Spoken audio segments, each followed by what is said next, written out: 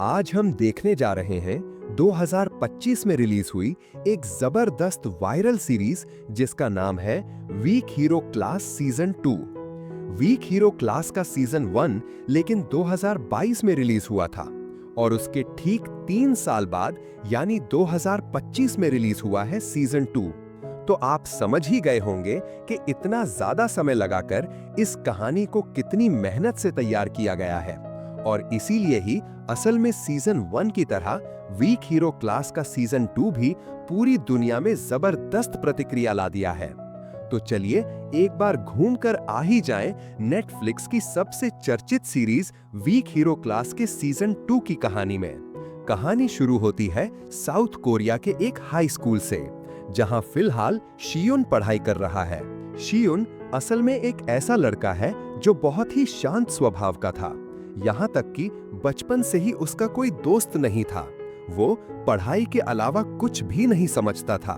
लेकिन स्कूल आने के बाद उसकी दोस्ती होती है एक लड़के से जिसका नाम था सोहू, और समय के साथ साथ उनकी ये दोस्ती इतनी गहरी हो जाती है कि वो दोनों एक दूसरे के लिए अपनी जान तक देने को तैयार थे। लेकिन उनके दोनों का अपनी क्लास के कुछ लड़कों के साथ झगड़ा चल रहा था। तो एक दिन वे लोग सोहू को फंसाकर इस तरह मारते हैं कि उसके सिर में चोट लगती है और वो पूरी जिंदगी के लिए कोमा में चला जाता है। और इधर अपने जीवन के एकमात्र दोस्त की ऐसी हालत देखकर शांत स्वभाव का शियुन भी बहुत भयानक बन जाता है। वो एक एक करके उन सब से बदला लेने लगता है जिन्होंने उसके दोस्त को चोट पहुंचाई थी। शियुन ने उन्हें इतनी बुरी तरह मारा कि उनका हाल ही खत्म कर दिया, और शियुन की इन हरकतों की वजह से उसे उसके शहर के लगभग हर स्कूल से बैन कर दिया गया। हालांकि शियुन बहुत मेधावी था, इसलिए केवल एक स्कूल ऐसा था जो उसे अपने स्कूल में लेने के लिए तैयार हुआ, और फिलहाल शियुन वहीं पढ़ रहा है। लेकिन अब शियुन किसी से बात नहीं करता और उसके जीवन में दूसरी बार किसी को दोस्त बनाने की हिम्मत नहीं है।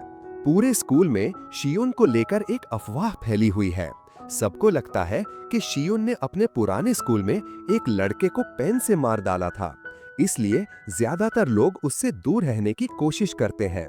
यहाँ तक कि स्कूल के गुंडे लड़के भी उससे पंगा लेने नहीं आते थे। हालांकि सोहू के साथ जो घटना घटी उसके बाद काफी समय बीत चुका है, लेकिन शियुन अब भी खुद को सामान्य नहीं बना पाया है। उसे आखिरी बार कब चैन से नींद आई थी ये भी उसे याद नहीं। यहाँ तक कि उसने पढ़ाई से भी खुद को बहुत दूर कर लिया है। वो बस एक औपचारिकता निभाने के लिए अपने ग्रेजुएशन का इंतजार कर रहा है। वो अपने जीवन में घटित उस हादसे से राहत पाने के लिए फिलहाल एक साइकाइट्रिस्ट के अंडर में है। सीजन 1 के अंत में हमने जिस लड़के को देखा था उसका नाम है ह्यूमन।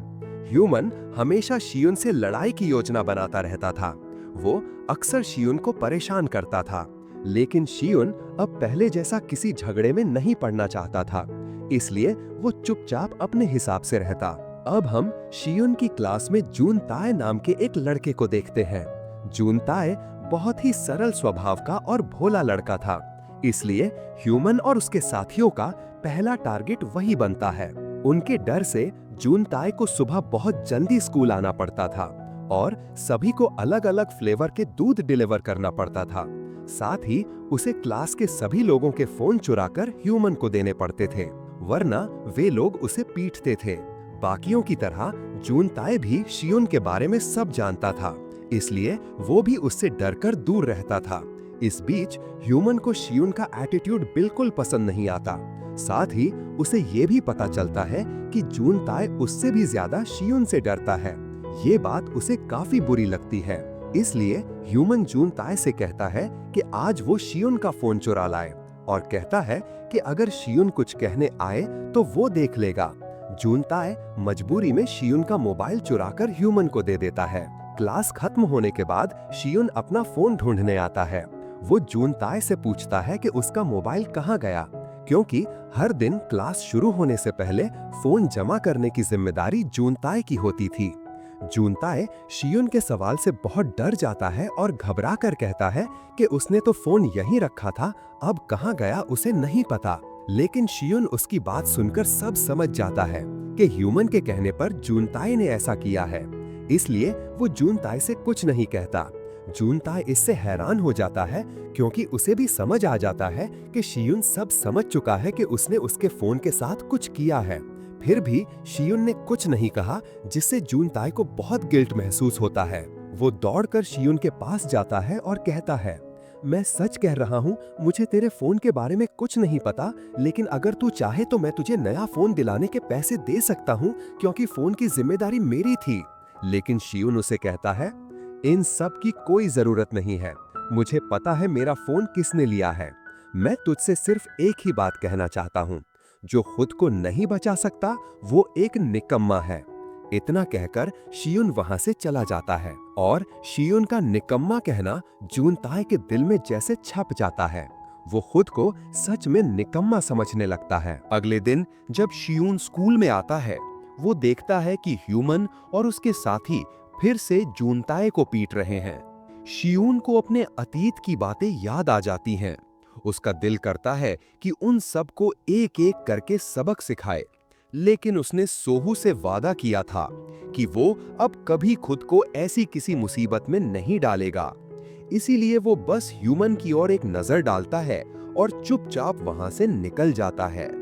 लंच टाइम में जूनताई शियुन के पास आता है और उसे एक मिल्क शेक देता है।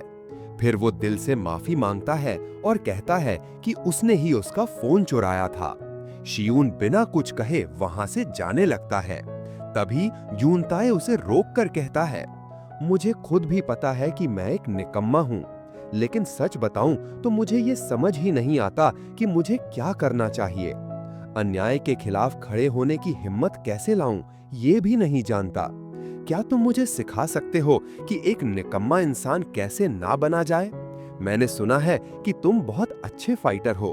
हमारे स्कूल में सब तुमसे डरते हैं, लेकिन न जाने क्यों मुझे लगता है कि तुम दिल से एक अच्छे इंसान हो।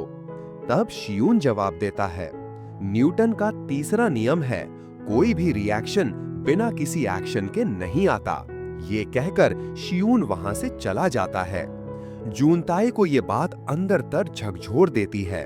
वो बार बार शियुन की कही उस एक लाइन को सोचता रहता है। वो समझ जाता है कि शियुन उसे कुछ करने का इशारा दे गया है। अगले दिन जूनताई बहुत हिम्मत करके सुबह सुबह स्कूल आता है। वो ह्यूमन के क्लब का लॉकर तोड़ देता है और वहां से सारे चोरी हुए मोबाइल फोन निकालकर हर एक छात्र की डेस्क पर रख देता है। साथ ही वो सभी से माफी मांगते हुए एक एक चिट्ठी भी लिखता है। शियुन के लिए उसने जो चिट्ठी लिखी थी उसमें बस लिखा था, थैंक यू। शियुन समझ जाता है कि जो जूनताई ने किया है उसका अंजाम उसे भुगतना पड़ेगा, और वही होता है। जब ह्यूमन को इस पूरे मामले का पता चलता है, वो गुस्से से पागल हो जाता है और जूनताई को मारने की ठान लेता है। उधर जूनताई भी सब कुछ जानते हुए तैयार रहता है। वो अपने दांत बचाने के लिए मुंह में एक ब्रेड का टुकड़ा डाल लेता है और तभी वहां आता है ह्यूमन। वो जूनताई को मारना शुरू कर देता है। वो उसे जमीन पर गिरा देता है और बार बार लातों से मारता है। ये सब शियुन देख रहा होता है, लेकिन फिर भी कुछ नहीं करता, क्योंकि वो खुद को अब इन झगड़ों से दूर रखना चाहता था। लेकिन जब वो देखता है कि जूनताई को ठीक उसी तरह मारा जा रहा है जैसे कभी उसके सबसे अच्छे दोस्त सोहू को मारा गया था, तब वो और चुप नहीं रह पाता। शियुन ह्यूमन के पास जाता है और उसे रुकने को कहता है। और यहीं पर एपिसोड 1 की समाप्ति होती है। आज के लिए बस इतना ही। कल हम फिर लौटेंगे एपिसोड 2 के साथ। बाय।